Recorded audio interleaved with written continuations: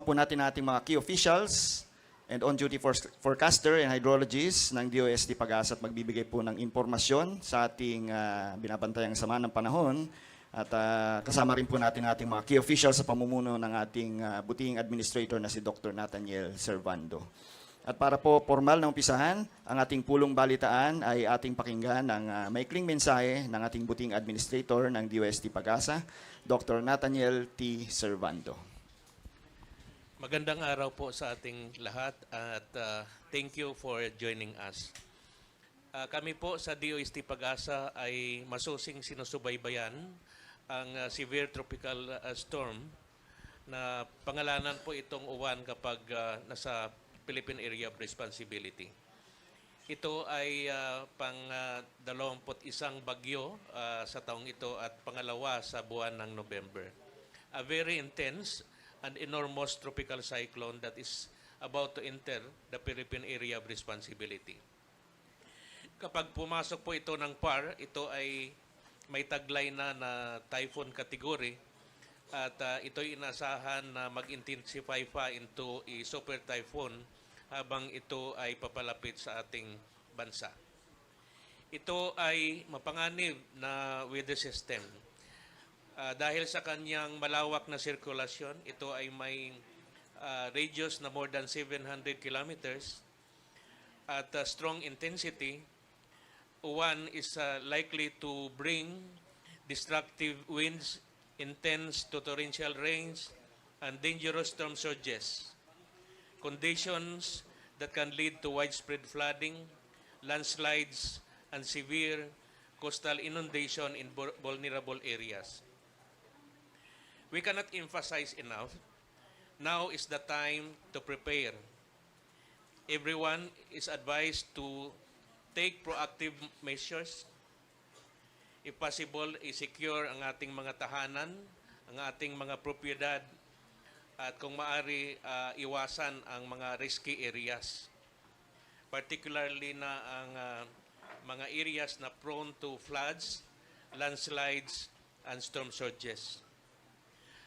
Ngayon pa lang nakikiusap po kami na sa ating mga kababayan na sundin ang mga payo ng mga lokal na mga pamahalaan at i-monitor ang mga updates from official sources, particularly na from DOST Pag-asa, from National Disaster Risk and Management Council member agencies, and local disaster offices. Ang Super Typhoon Uwan ay lubhang mapanganib, no? At early preparations and cooperation will make a crucial difference in keeping our communities safe. Maraming salamat po for coming for this press conference, and we in DOST Pag-asa will continue to provide regular updates at kung may mga pagbabago, ito ay ipaabot namin kaagad sa ating mga kababayan at mga agencies involved in disaster management. Now, hindi ko na patagalin, ibigay ko na ang microphone sa aming kasamang si Bini para ibigay ang mga ibang detalye tungkol sa palapit na malakas at malawak or malaking bagyong uwan. Salamat po, Dr. Servando. Magandang araw po sa ating lahat. So update po natin as of 11 in the morning regarding po kay severe tropical storm. Natatawagin po natin na uwan. Sa ngayon po meron siyang international name na Fongwong. Huling namataan po ang bagyo, 1,325 kilometers po sa silangan ng Visayas. Taglay na ang hangin na 100 kilometers per hour, so lumakas pa po ito. Malapit dun sa kanyang gitna at may pagbugso hanggang 125 kilometers per hour. At kumikilos west-northwest sa bilis na 20 kilometers per hour. Kung mapapansin po nila, napakalawak po nitong bagyong ito with a radius of around 720 kilometers. So yung buong diametro po niya naglalaro sa 1,400 to 1,450 kilometers, which is approximately, yung 1,400 is like a distance po from Batanes down to the northern tip of Zamboanga. Sa ngayon po, wala pa naman tayong nakikitang epekto. Direktang epekto galing dito kaya bagyong tatawagin nating Uwan. Yung amihan or northeast monsoon, nandito pa lamang po sa may extreme northern Luzon. Nagdadala ng mga pag-ulan dito sa may Batanes and Cagayan. Habang mga localized thunderstorms pa lamang po. Kung ano yung may experience natin today and early tomorrow, yan po ay dahil lamang sa mga localized thunderstorms, yung mga pag-ulan. Ito po yung official track ng Pag-asa regarding dito kay Bagyong Uwan.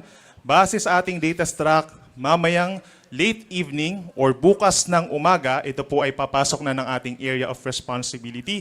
Papangalanan nga po natin na Uwan. And by that time, ito po ay nasa typhoon category na nasa around 120 to 130 kilometers per hour yung taglay na hangin.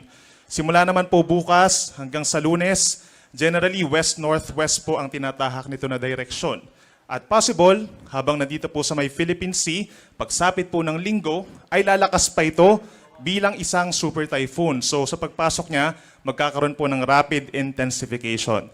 Approximately 185 to 195 kilometers per hour habang papalapit po dito sa may Luzon. Kung mapapansin din po natin, base sa ating latest track, we have to emphasize na ito po ay napakalaking bagyo. So ibig sabihin, as early as Saturday evening, mararamdaman na po yung mga pagbugso ng hangin dito sa may Bicol region, Eastern Visayas, and even yung mga nearby areas sa Caraga, dito sa may Central Visayas, at bahagi pa ng Mimaropa and Calabarzon. Then pagsapit po ng Linggo at Lunes, ito yung time kung saan papalapit na nga po dito sa may mainland Luzon, ito nga nasabing sa Bagyong Uwan, at babagtasin pagsapit po ng late Sunday or early Monday, posible siyang tumama sa kalupaan ng Aurora or Isabela. Then pagsapit ng Lunes ng Monday, ito po ay Lunes ng umaga po, ay nandito siya sa may West Philippine Sea and afterwards mananatili dito sa may parting northern portion ng West Philippine Sea and Balintang Channel. Yung ating track, mas lumiliit po yung ating cone of probability, meaning ito po talaga yung kanyang tatahakin na direksyon sa loob po ng 2 hanggang 3 araw. And sa pagtawid po niya sa kalupaan, possibly pagsapit po ng Monday, may chance na bahagyang bumaba pa ito at magtagal sa ating area of responsibility or mag-recurve po, no? So ibig sabihin ng pag-recurve, aangat or magno-northward direction, then bahagyang kikilos po pa northeastward, at maaring tumama po or bumalik dito sa may parting Taiwan, no, sa loob ng ating area of responsibility. So lagi tayong tumutok.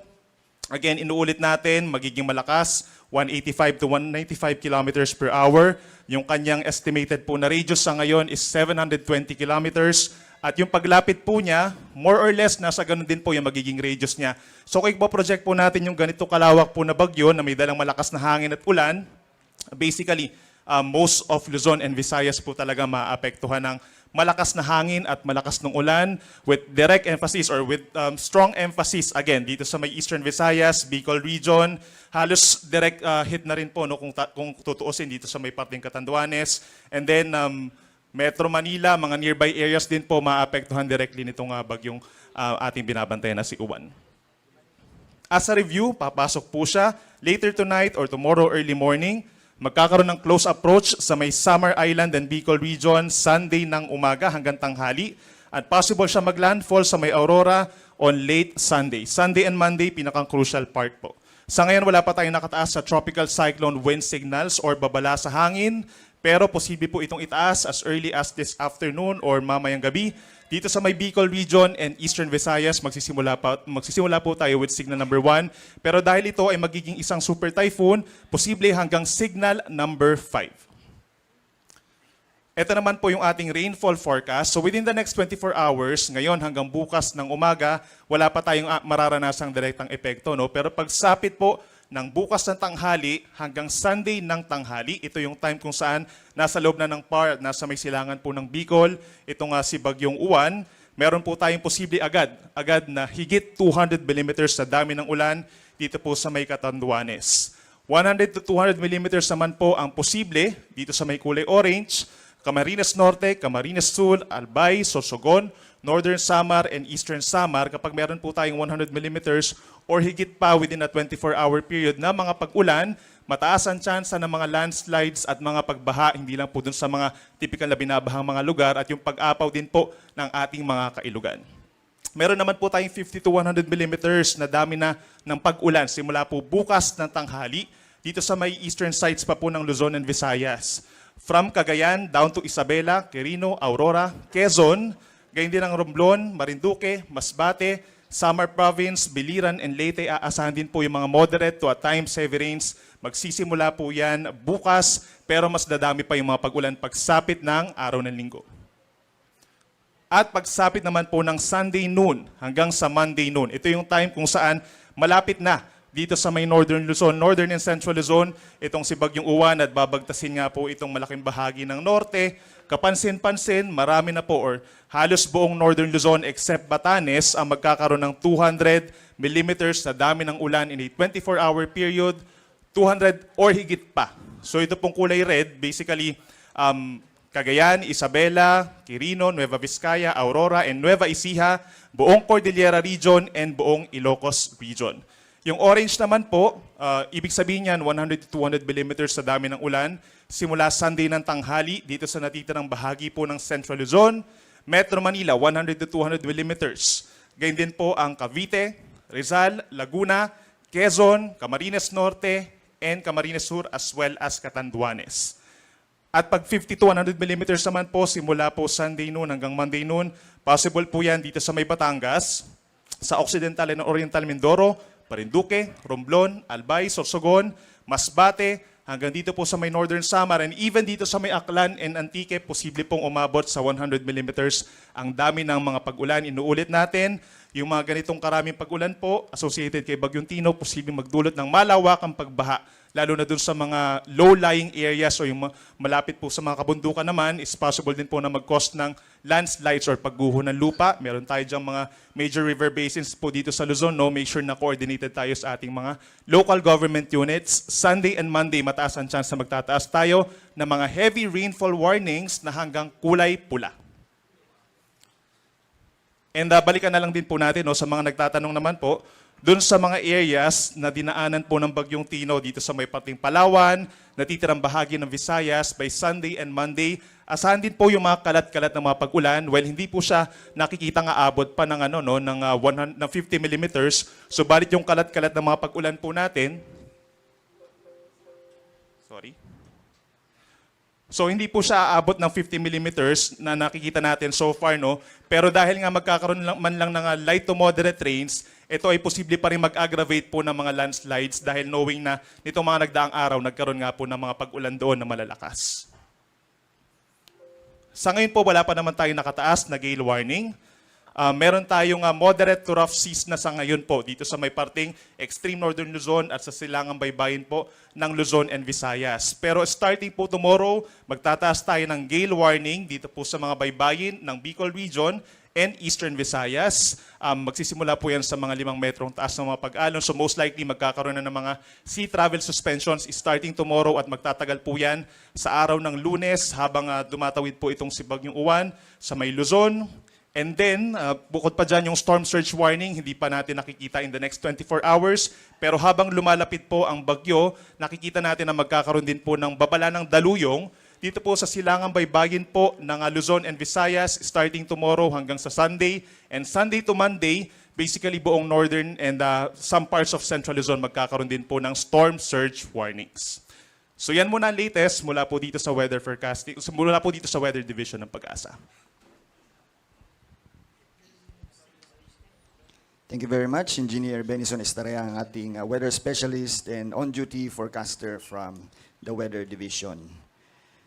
At ngayon naman po ay ating pakinggan ang latest naman pagdating sa hydrological updates na ibibigay ng ating kasamahan from the Hydrometeorology Division, si Sir Juan Paulo Pamintuan.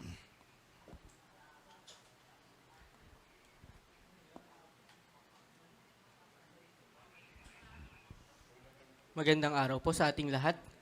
Magpe-present po tayo ngayon ng kalagayan ng ating mga monitor na mga dam dito po sa Luzon at mga flood warning na kasalukuyang in effect dito sa ating bansa. Sa lagay po ng ating mga dam, simulan po natin dito sa may dam sa may Bulacan at Metro Manila. Ang Angat Dam po ay kasalukuyan nasa 211.14 meters ang kanyang antas. Ito po ay tumaas in the last 24 hours at pataas po ang kanyang trend dito sa nakaraang linggo.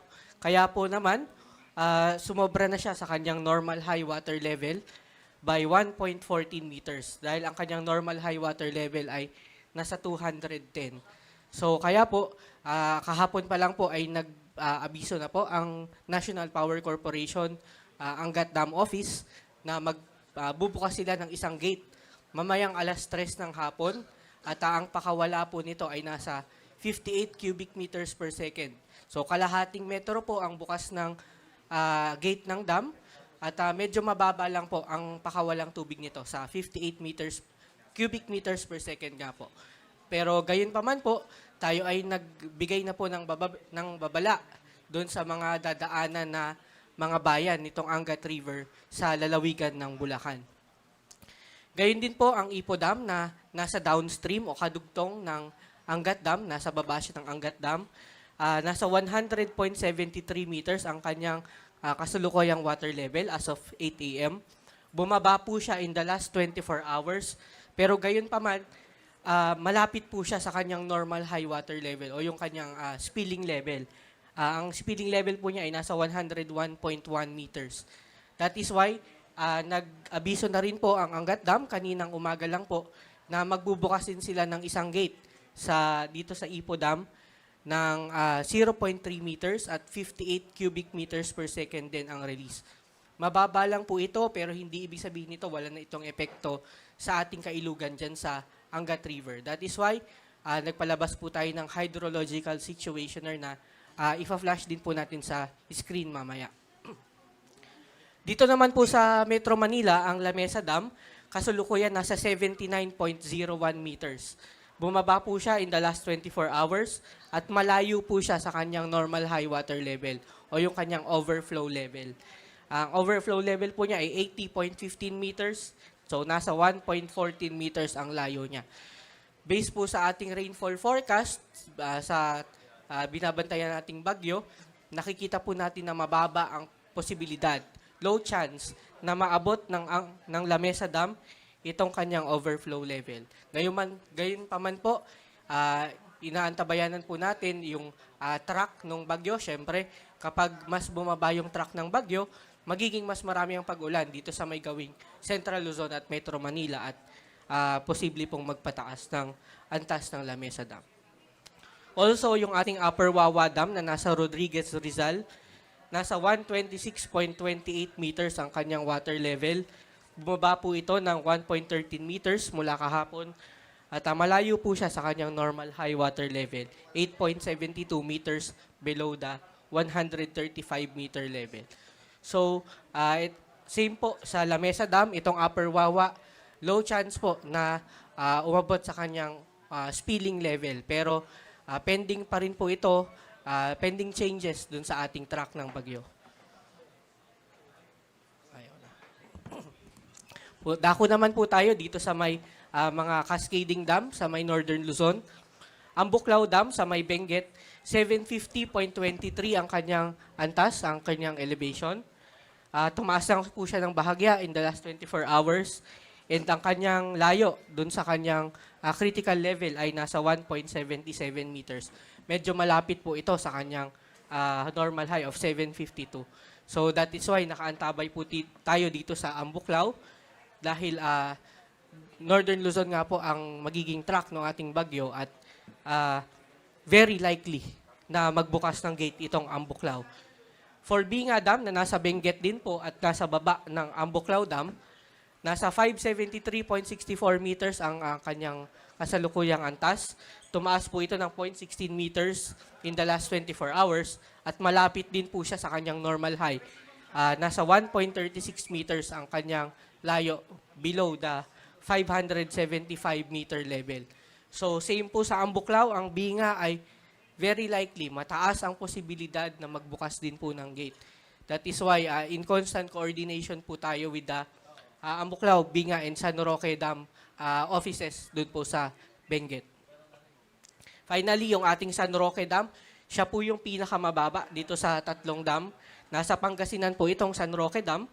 Ang current level po niya is 273.53 meters. Bumaba po in the last 24 hours dahil nagma-maximize po sila ng kanilang power generation para mabawasan yung antas ng kanilang dam, pero hindi pa po nagre-release ng tubig as of this morning. Ang layo po from the normal high water level is 6.47 meters. So halos 6.5 meters yung layo niya. Medyo malaki po ang gap na ito, pero kung ifa-factor po natin yung pakawala ng Ambuklaw at Binga na dadaloy sa San Roque at yung malalakas na pag-ulan na dala ng ating super typhoon na inaasahan, very high chance din po itong San Roque Dam na magbukas ng gate. As per our calculations po, ang kailangan na rainfall ng San Roque para lumapit sa kanyang 280 meters level is 200 millimeters na ulan in 24 hours. So, base po dun sa weather advisory na ipinresenta po ni Sir Benny kanina, kulay pula po yung around CAR and Region 1. So, pasok po dun sa 200. That is why masasabi po natin na almost sure na magbubukas itong San Roque. Next po natin, Pantabangan Dam, nasa Nueva Ecija po. So malapit din po siya sa tutumbukin ng ating bagyo. 214.52 ang current water level ng dam. Bumaba po ito in the last 24 hours. Pero ang layo po niya sa normal high water level is 6.48 meters. Halos 6.5 meters din from the 221 meters water level. So ang Pantabangan Dam naman po, ang karakteristik ng kanyang watershed ay maliit ang watershed. Pero yung kanyang reservoir, yung lake ng kanyang dam ay malaki. That is why mabagal po siyang mapuno. Pero dahil nga po sa volume ng tubig na inaasahan natin na iuulan dahil dito sa super typhoon na Uwan, meron pong maliit na chance na magbukas ito ring Pantabangan Dam. Ang kailangan po niya para maabot itong 221 ay nasa 500 millimeters na ulan. So kung magtagal po ang paulan nitong ating super typhoon, posible po na yung Pantabangan Dam ay lumapit sa kanyang 221 meter critical. And then Magat Dam sa Isabela po, nasa 187.64 ang kanyang water level. Malaki po ang binaba niya in the last 24 hours, more than 1 meter. Kasi po, nagbukas na po sila simula kahapon ng isang gate. Kasalukuyan po, 2 metro ang opening ng ating gate sa Magat Dam and nasa 670 halos na cubic meters per second ang pakawalang tubig nila papunta ng Magat River. At ito po ang mga areas, mga munisipalidad na maaari pong maapektuhan dahil sa pagpapakawala ng Magat Dam. So sa Ifugao po, isang bayan, Alfonso Lista. Sa Isabela, meron tayong mga munisipalidad, Ramon, San Mateo, Aurora, Cabatuan, Luna, Reyna Mercedes, Burgos, Nagilian at Gamu. Again, ito pong mga bayan na nabanggit natin, inaabisuhan po natin na mag-take tayo ng precautionary measures. Kung meron pong kailangan mag-evacuate, makinig po tayo sa ating mga LGU, sumunod po tayo sa ating LGU. And then for Caliraya Dam, dito naman po sa May Laguna, nasa 287.15, bumaba po ang kanyang antas in the last 24 hours at decreasing ang ating trend. So low risk naman po dito tayo sa Caliraya dahil malayo din siya sa ating track ng bagyo. Ito po yung ating hydrological situationer na in-issue para sa Angat River. At ayun po yung mga nabanggit nating detalye ng mga dam at yung release ng ating mga Angat and Ipo Dam. Nire-reiterate po natin ang mga bayan po na maaaring maapektuhan mula po sa upstream, Norsagaray, Angat, San Rafael, Bustos, Baliwag, Pulilan, Plaridel, Kalumpit, Hagonoy at Paombong. Mga bayan po ito sa Bulacan. And we reiterate, hindi po maapektuhan ng pakawala ng Angat at Ipo Dam ang Metro Manila. Mga bayan lang po sa Bulacan. And we advise the residents, mga ating kababayan at mga LDRMC to take necessary precautionary measures. Mga pag-iingat po mula pa lang po ngayon. Para naman po sa Magat River, dito sa Magat Dam, yun po yung mga municipalities na nabanggit natin. Ramon, San Mateo, Aurora, Cabatuan, Luna, Reyna Mercedes, Nagilian at Gamu, saka Alfonso Lista dito sa may Ifugao. So, ganun din po, ang residents and LDRMC, sinabisuhan po natin na mag-ingat na po. We take precautionary measures as early as now. For our general flood advisories na naka-issue, isa na lang po ang ating active as of this morning and final advisory na po ang in-issue natin over Palawan, Region 4B. But habang lumalapit po ang ating bagyo, inaasahan po natin na maglalabas po tayo ng general flood advisories dito sa may Bicol Region, dito sa may Central Luzon, Northern Luzon, CAR at Region 1, Ilocos Region. Habang lumalapit po ang bagyo dahil ang general flood advisory natin ay 12 hours ang kanyang effectivity. So inaasahan po natin bukas ng gabi, Sabado ng gabi, ay baka mag-issue na tayo ng mga babala ng pagbaha. Yun lang po ang update from the Hydrometeorological Division. Maraming salamat po. Maraming salamat, Sir Juan Paulo Pamintuan, ang ating on-duty hydrologist and weather specialist from the Hydrometeorology Division. Ngayon po, dumako tayo sa ikalawang bahagi ng ating pulong balitaan. Pero bago po yan, ay allow me to acknowledge, of course, our panelists, our key officials today joining us in this press conference. Of course, our Pag-asa Administrator, Dr. Nathaniel Servando. We also have Engineer Roy Badilla, our Deputy Administrator for Operations. We have Engineer Juanito Galang, our Chief of the Weather Division. We also have Engineer Socrates Pat Jr., the Chief of the Hydrometeorology Division. Gayun din po ang ating kasamahan from the Northern Luzon, Pag-asa Regional Services Division, ang ating officer in charge na si Ginoong Romeo Ganal Jr.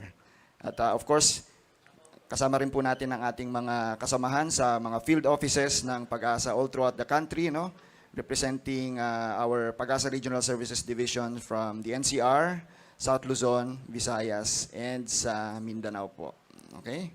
And of course, we would also like to acknowledge yung ating mga news organizations joining us right now dito sa ating press conference ngayong tanghali sa Pag-asa, ano po? Ang ating mga kaibigan from the ABS-CBN News. We also have News 5, our friends from Net25. We also are being joined by UNTV, GMA Integrated News, GMA Super Radio DCBB.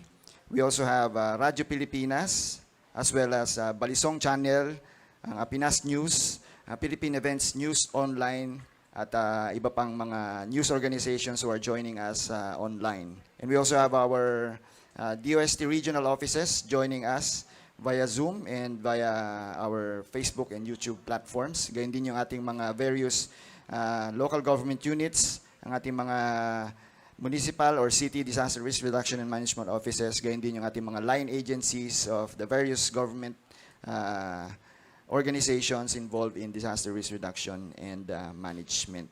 Okay po. Para po sa ating mga kasama na joining us online, no, we encourage them to type in po yung kanilang queries maya-maya doon sa ating comments box ng Facebook and YouTube channels para pasadaan po natin para sa inyong mga katanungan and subukan nating sagutin through our key officials. Gayon din po yung ating mga presenters earlier. Okay, so perhaps we can now entertain our questions on the floor, and let's begin.